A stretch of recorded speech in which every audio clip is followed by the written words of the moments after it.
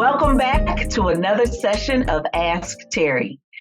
I am Terri Thomas, your friendly community manager with JP Morgan Chase. I support South Dallas and Oak Cliff, but because you're here with me virtually, wherever you are, I'm there for you. So ask all your questions. At the end, I'll make sure to tell you how you can ask your question and how you can have it answered here with Ask Terri.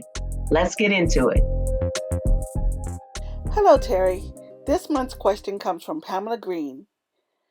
And she writes, Dear Terri, I was told that the best way to improve my credit score is to get a credit card. Is that true? And if it is, then what is the best credit card to get? There are so many. And can applying for a credit card hurt my credit score? Woo, okay, that was a lot of questions in one. So we're going to take it small, right? How do you eat an elephant? One bite at a time. So finding out how to improve your credit score, there's a lot of different things that you can do for that.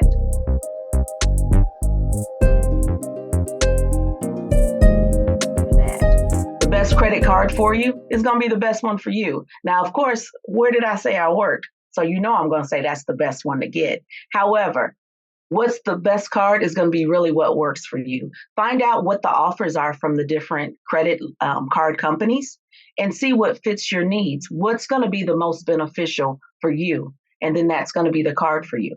Do you travel a lot? I do. So I love my card. I don't know if I can really say what it is, but I love my card and I get to travel for free with the points.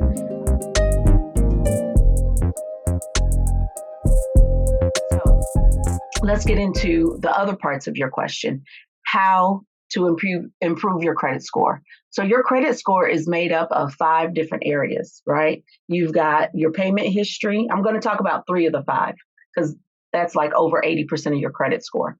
So the first one is your payment history. That's 40% of your credit score. So if you do nothing other than pay your bills on time, that's going to impact your credit. Number 2, your length of credit, right? That's going to be the types of credit you have and how long you've had it. So that can be a combination of installment loans and revolving credit. What's that, Terri? Installment loans are going to be your mortgages, your car loans. Revolving credit are going to be like credit cards, lines of credit. So those 2 different credit, how long have you had it? Try not to close credit if you can, because the longer your credit history, the better it is for your credit score. And then the third thing is credit utilization. This one, a lot of people sometimes are like, I'm not really understanding that. I'm going to break it down. I'm a simple girl. So we're going to talk real talk. This is my family. If you have a credit line and it has $1,000 credit limit, try not to go over 30% of the limit. So what does that mean? The credit line is $1,000. So try not to spend more than $300 on that credit card. And that's going to, those 3 things, that's over 80% of your credit score. So if you can keep those intact, then that's going to help to improve your credit score. So there's that question.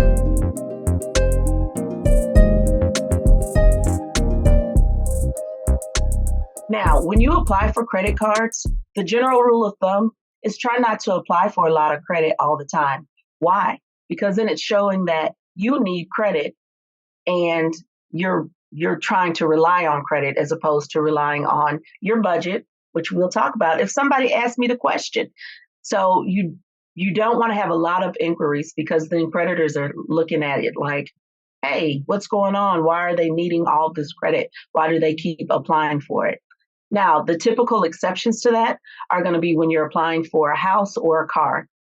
They understand that you're going to be shopping, but try to do it in a 30-day window. Because if it's outside of that, then it could impact your credit score if you have more. But again, general rule of thumb, you want to try to do no more than 6 inquiries in a 12-month period.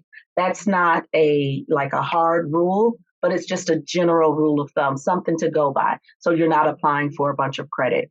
So that should make you think when you're at that line checking out and they say, oh, we can give you a 20% discount if you apply for the credit card. Well, that could have an impact in 2 ways, right? On your length of credit and as an inquiry. So that's 2 areas that could be impacted because when you get a new credit, it's going to shorten your length of credit history, right? And that's one of the impacts of your credit score. And then it also shows as an inquiry, which can also hurt your credit score. Now, I told you the three main ones, that's over 80% of your credit score. So focus on those first. If you have a lower score, I would say set up a tickler so you can pay your bills on time and get that going. Get in the habit, make that a muscle. So if you're doing it every month on time, there's no problem. If it shows that you're late on a payment and you're not, dispute it, because we're not having that. Dispute it if it's wrong so you can make sure that your credit is correct. That also can help to prevent identity theft. But y'all didn't ask me about that, so I'm not going there. And then just make sure that you look at your credit utilization. That 30%, if you get that under 30, that can boost your score.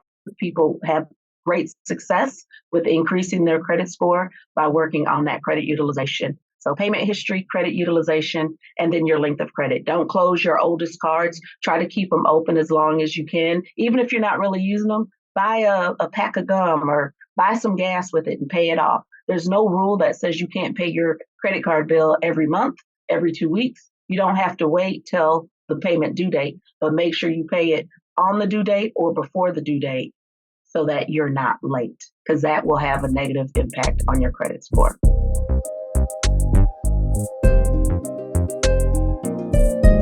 I answered all of y'all's questions for this month. So let me know next month what other questions you have. If there are more questions, though, you know where to reach me. All social media platforms for the Dallas Examiner. You can reach me at askterri.tde@gmail.com. You can send a video, you can send an email. But remember, you can't grow if you don't know.